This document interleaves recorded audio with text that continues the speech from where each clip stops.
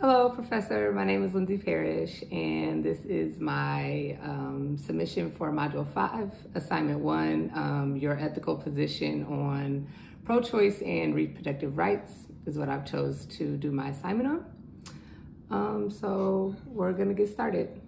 One of the questions is think about issues that are important to you. What topics in ethics would you like to do something about? So again, my topic is pro-choice and reproductive rights. Why is this topic significant to me?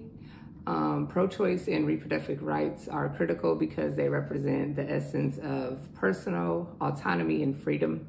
The ability to make decisions about one's own body, especially concerning reproductive health, is a fundamental right to a woman, is how I feel. These rights, they encompass legal rights, access to healthcare, bodily autonomy, social justice, and gender equality. Some of the reasons that I think that pro-choice is important is because personal autonomy and bodily integrity. I believe that individuals should have control over their own bodies.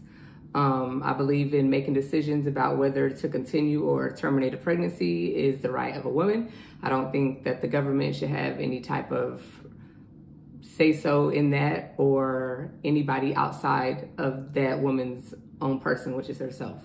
I'm strictly pro-choice towards that. And I just feel like that's a woman's right. I don't feel like we should be able to take that from her. And I don't feel like anybody should be able to make that decision except for her. Autonomy over one's body is a core aspect of personal freedom and dignity. I also think that having access to safe and legal abortions is crucial for protecting women's health and the well-being of women who are pregnant.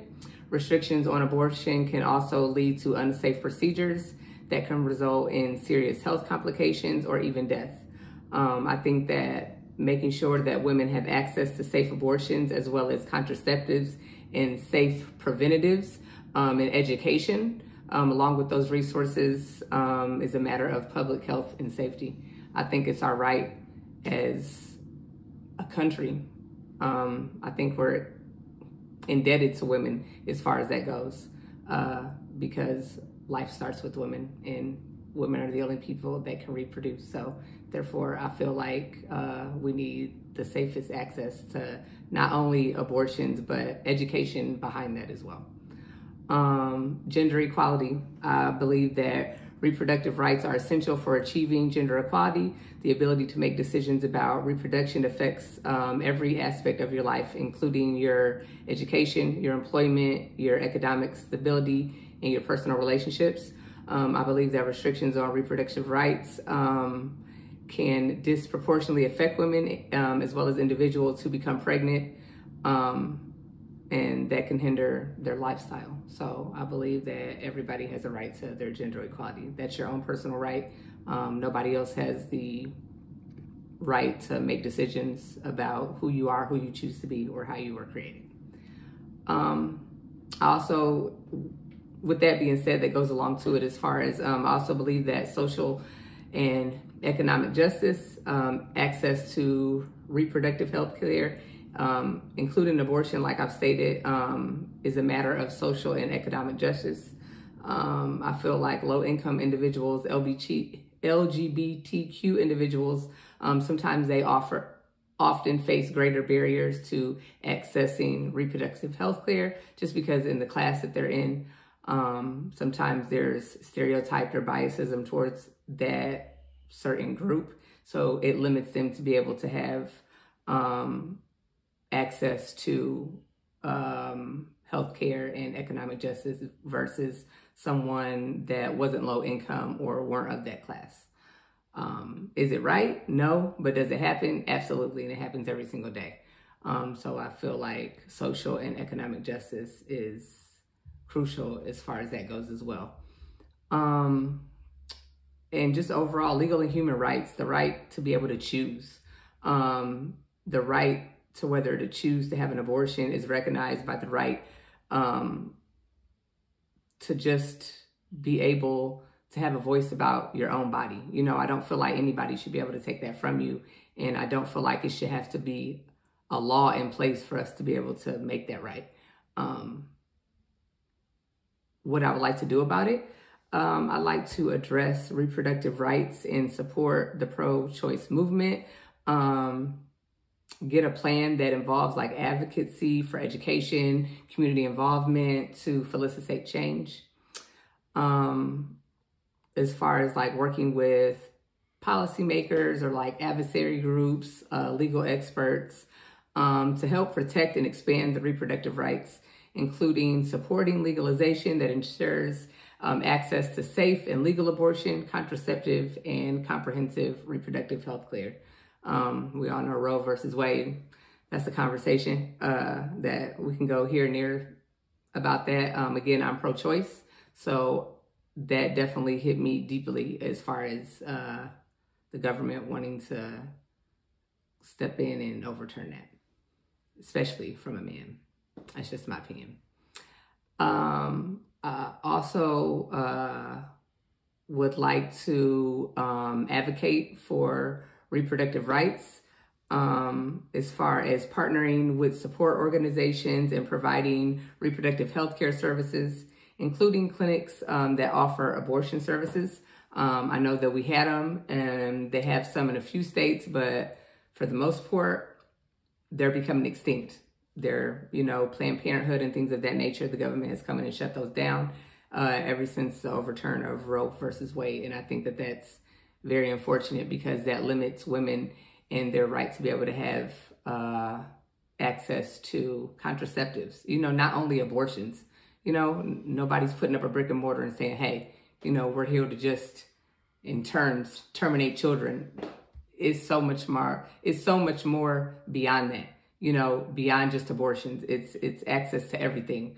Birth control, condoms, contraceptives, sex education, the right to adoption, so many other narratives that we can feed not only women, but the community as far as education behind it. So I think that's very, very, very important that we partner with support organizations to provide healthcare services, including clinics that offer abortion services, ensuring access to care and supporting individuals' reproductive choices.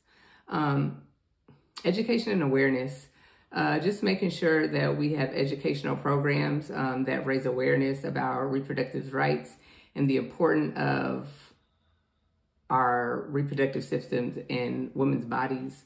Again, if it includes workshops, seminars, online services that provides information for women, anyone else as far as reproductive health, legal rights, and available services. Again, education empowers individuals to make informed decisions about their reproductive health. Making sure that we use social media in one of the right ways, you know, for advocacy. Utilizing our platforms to make sure that, you know, the public supports and has a pro-choice movement, engaging in content such as videos and articles to just reach a broader audience. And then collaborating with influencers, you know, partnering with influencers, public figures who are passionate about reproductive rights to just help them spread the word and reach a broader audience can help with raising awareness as far as pro-choice and taking action to make sure that we have access to those things. As far as like policy change, just again,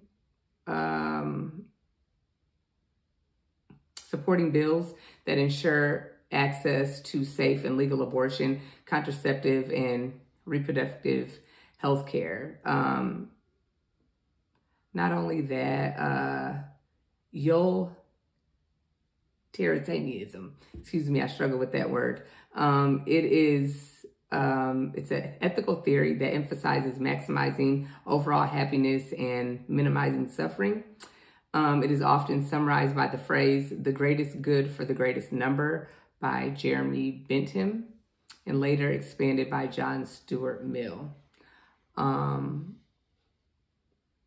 want to say that my plan aligns with the libertarian principles because it seeks to maximize the well-being of individuals and women's access and protecting their reproductive rights, having access to safe and legal abortions, as well as advocating for reproductive health care and education. Just helping create a society where women and individuals can make better choices about their reproductive health, leading to a greater overall happiness and well-being. Just making sure that, again, that we have access to contraceptives and abortion services that can prevent unintended pregnancies, improve maternal health, and reduce economic burdens, as well as achieving better mental health and a greater overall being. Theory explanations, ethics primary associated with Immanuel Kant focuses on adherence to moral duties and principles. It emphasizes the importance of acting according to things that can be universally applauded, regardless of the consequences. And then alignment with action plans. I feel like my plan aligns with deontological ethics because it is based on a moral duty to respect the individual's autonomy and bodily integrity. Advocating for reproductive rights, supporting sex education, and ensuring access to reproductive health care for women and individuals are actions that just help uphold a person's rights.